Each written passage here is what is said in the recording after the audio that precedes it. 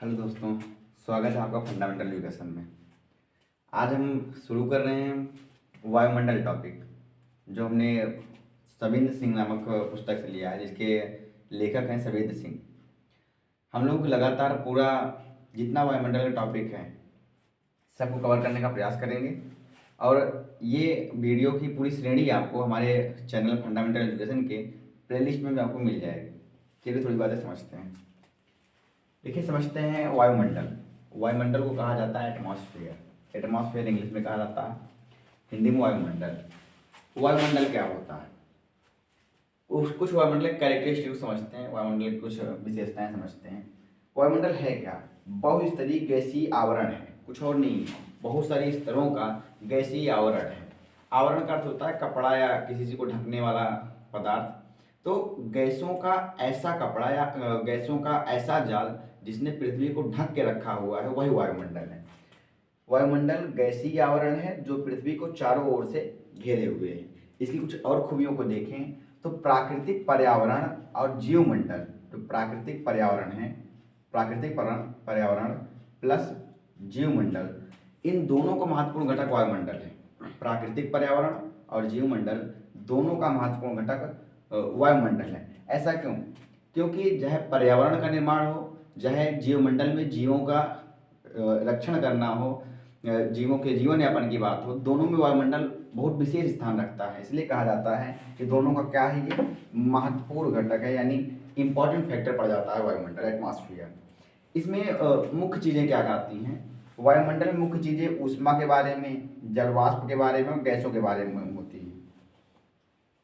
वायुमंडल जो होता है इन तीन चीज़ों से मिलकर बना होता है। इनमें तीन चीज़ें मुख्य रूप से होती हैं जो बहुतायत होती हैं: ऊष्मा, जलवाष्प और गैसें। वायुमंडल की थोड़ी और खूबी देखें तो क्या है? वायुमंडल जो है वो पृथ्वी की गुरुत्वाकर्षण बल के कारण इससे चिपका हुआ है। बहुत सारे ग्रह हैं, जिसमें अपने पास 8 ग्रह हैं अपने सौरमंडल में, लेकिन सबके पास वायुमंडल नहीं है। वायुमंडल के केवल उन्हीं ग्रहों के पास होता है जिनके पास अपना गुरुत्वीय बल होता है, जो कि इतना होता है कि जो सूर्य के गुरुत्वीय बल से ज़्यादा हो सके, प्रभावी हो सके उस दूरी पर वायु को खींचने के लिए। तो पृथ्वी का जो वायुमंडल है, पृथ्वी का वायुमंडल इस कारण से है कि पृथ्वी का जो बल है, गुरुत्वीय बल, वो वायुमंडल को अपने से चिपका के रखा है। तो वायुमंडल पृथ्वी से गुरुत्वाकर्षण बल के कारण क्या है, संबंध है। अगर पृथ्वी के पास गुरुत्वाकर्षण बल ना होता तो पृथ्वी के पास वायुमंडल भी ना होता। वायुमंडल थोड़ी और खूबी देखें। वायुमंडल का आखिर फायदा क्या है? वायुमंडल हमने देखा कि प्राकृतिक पर्यावरण और जीवमंडल का महत्वपूर्ण घटक है। ये जीवमंडल को सुचारू रूप से चलाने के लिए जरूरी होता है। तो ऐसा क्यों? वायुमंडल जो होता है वो सौरिक विकिरण, सूर्य से आने वाली प्रकाश किरणों को जो है वो छान देता है। सूर्य से जब प्रकाश किरणें आती हैं तो उसमें बहुत सारी प्रकाश किरणें जीवन के लिए उपयोगी होती हैं, जबकि बहुत सारी प्रकाश किरणें जीवन के लिए अनुपयोगी होती हैं। ऐसी किरणें जो जीवन के लिए अनुपयोगी होती हैं, उनमें अधिकतम किरणों को जो वायुमंडल होता है उस सौर विकिरण को क्या कर देता है, छान देता है, यानी वायुमंडल को शुद्ध कर देता है। वायुमंडल इसको शुद्ध कर देता है, सौर विकिरण को। आगे बात करें तो और क्या काम करता है? सूर्य से एक प्रकाश किरण चलती है, जिसे कहते हैं अल्ट्रा वायलेट रेज, पराबैंगनी किरणें। ये ऐसी किरणें होती हैं जो त्वचा का कैंसर उत्पन्न कर देती हैं।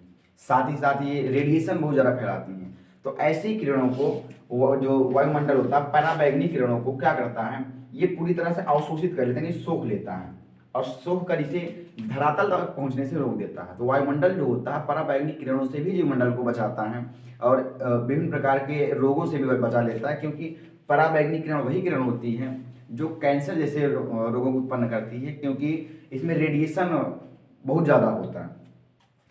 ये पृथ्वी की सतह पर जो होता है विकिरणों को पहुंचने से रोक देता है। वायुमंडल इस प्रकार से करता क्या है, जीवों की रक्षा करता है और जैवमंडल को सुचारू रूप से चलने के लिए प्रेरित करता है।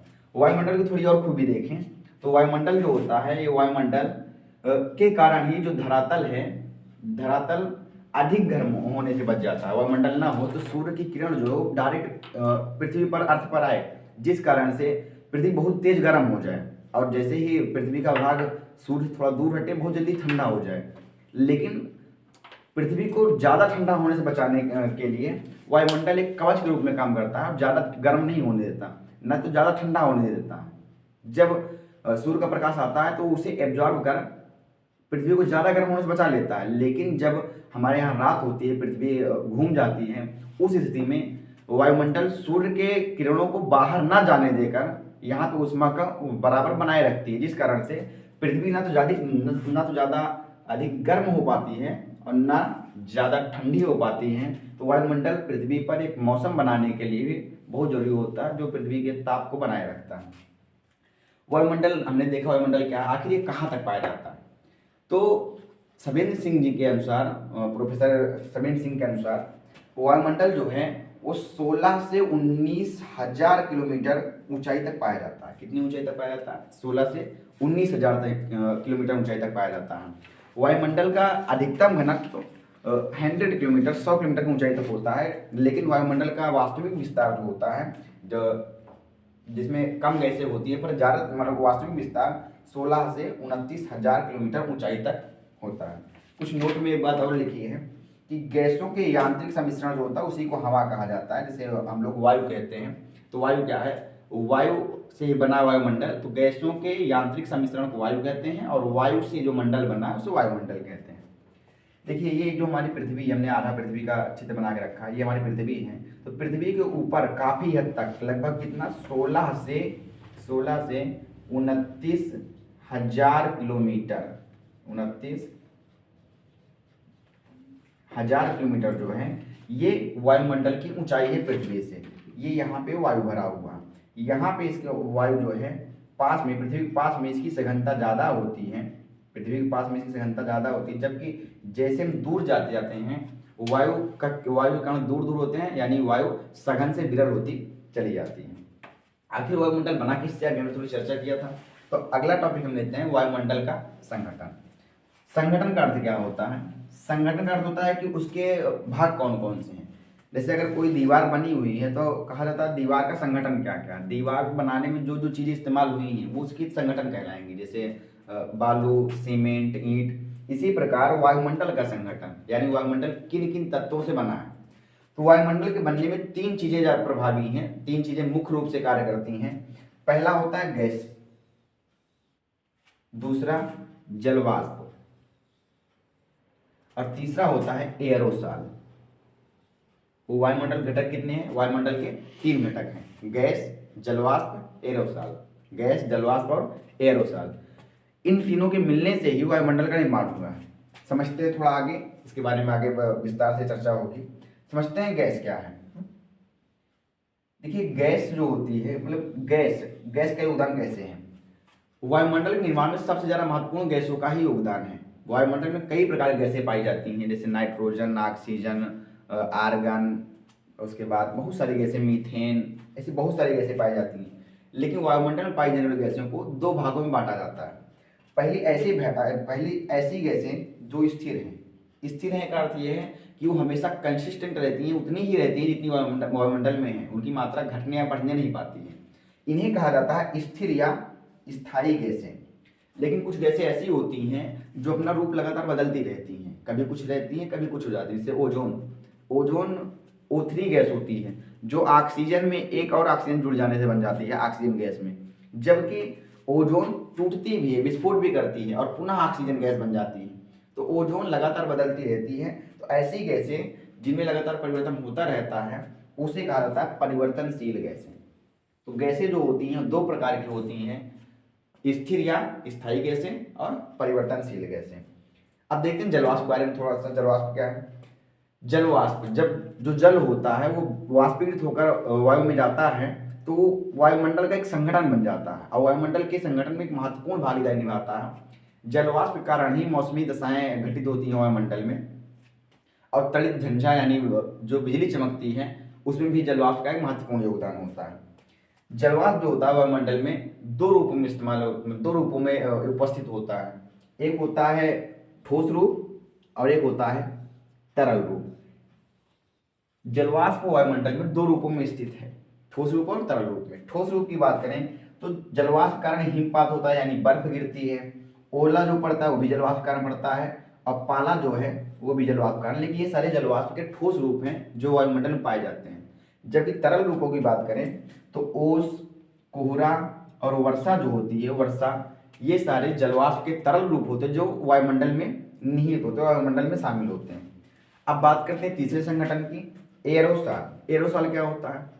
जब ज्वालामुखी उद्गार होता है या धूल मिट्टी उड़ती है, बहुत ज़्यादा हवाएं चलती हैं, गर्म हवाएं चलती हैं, रेत उड़ता है, तो ये सारे ऊपर वायुमंडल में चले जाते हैं और ऊपर वायुमंडल में जाने के बाद सघनता धीरे धीरे बढ़ती जाती है, ठंडापन बढ़ता जाता है, जिससे वहीं जाके टिक जाते हैं, नीचे नहीं आते। और इसमें कुछ तरल बूंदें भी मिल जाती हैं जल की या किसी अन्य चीज़ों की, कुछ जो धुएं उड़ते हैं। तो ऐसे कणकीय पदार्थ जिसमें कण होते हैं, जैसे धुआं, धूल कण, ऐसे कणकीय पदार्थ जैसे धुआं, धूल कण या कोई अन्य चीज़ें, कणकीय पदार्थ तथा तरल पदार्थ जो होती हैं, तरल बूंदें जो होती हैं, ये मिल जाती हैं, तो इन्हें कहा जाता है एरोसॉल। कुछ तरल बूंदें और कणकीय पदार्थ मिलकर एरोसॉल बनाते हैं। एरोसॉल जब ज़्यादा हो जाता है, इसी कारण से अम्लीय वर्षा होती है। ये धुएं, ज्वालामुखी उद्गार, रेत, इन सभी चीज़ों के उड़ने के कारण और इसमें तरल बूंदों के मिल जाने के कारण एरोसॉल का निर्माण होता है। एक बार दोबारा रिवीजन कर लेते हैं। वायुमंडल क्या है? बहुस्तरीय गैसीय आवरण है जो पृथ्वी के चारों ओर से घेरे हुए हैं। ये प्राकृतिक पर्यावरण और जीवमंडल दोनों का महत्वपूर्ण घटक है, क्योंकि इसके बिना जीवमंडल का चलन संभव नहीं है, यानी जीव जीवित नहीं रह सकते। इसमें तीन चीज़ें मुख्य हैं: ऊष्मा, जलवाष्प और गैसें, जो इसमें शामिल होती हैं वायुमंडल में। वायुमंडल पृथ्वी के गुरुत्वीय बल के कारण, गुरुत्वाकर्षण बल के कारण इससे संबंध है, इस पे टिका हुआ है। वायुमंडल जो होता है वह सौरभिक विकिरण, पराबैंगनी किरणों का अवशोषण करता है। पृथ्वी की सतह पर इनको पहुंचने से रोकता है, जिससे बहुत सारी बीमारियां होने से बच जाती हैं। जबकि हमने पहले बात किया, पराबैंगनी किरण चमड़े के कैंसर, त्वचा कैंसर के लिए उत्तरदायी होता है, इसमें रेडिएशन निकलता है। वायुमंडल के कारण ये जो धरातल होता है बहुत ज़्यादा गर्म नहीं होने पाता और इस पर जीवन संभव हो पाता है। वायुमंडल तीन चीज़ों से मिलकर बना होता है: गैसें, जलवाष्प और एरोसॉल। गैस जो होती है वायुमंडल में दो प्रकार की होती है। पहला स्थिर या स्थायी गैसें, ऐसी गैसें जो हमेशा अपना परसेंटेज बराबर बनाए रखती हैं, स्थायी गैसें कहलाती हैं। दूसरा परिवर्तनशील गैसें जो अपना रूप बदलती रहती हैं, परिवर्तनशील गैसें जैसे ओजोन होता है। जलवाष्प में दो रूप होते हैं वायुमंडल में, एक ठोस रूप, दूसरा द्रव रूप या तरल रूप। ठोस रूप में हिमपात, ओला, पाला, ये सारे ठोस रूप होते हैं। जो जलवाष्प होता है वायुमंडल में ठोस रूपों में भी विद्यमान होता है इन रूपों में, जबकि जलवाष्प तरल रूपों में ओस, कोहरा और वर्षा के रूप में विद्यमान होता है मंडल में। तीसरे संगठन की बात करें तो एरोसॉल होता है। धूल, धुएं के कणिका में पदार्थों तथा तरल बूंदों के सम्मिश्रण से एरोसॉल का निर्माण होता है। ये सारे वायुमंडल के संगठन होते हैं। धन्यवाद। अब अगले क्लास में हम गैसों के बारे में चर्चा करेंगे, फिर उसके पश्चात जलवाष्प के बारे में पूरा डिटेल से चर्चा करेंगे, फिर एरोसॉल के विस्तार से समझेंगे, फिर आगे के टॉपिक हम उठाते चलेंगे और आपकी पूरी तैयारी करवाएंगे। वायुमंडल के बारे में बुक रहेगी सबिंद्र सिंह। धन्यवाद।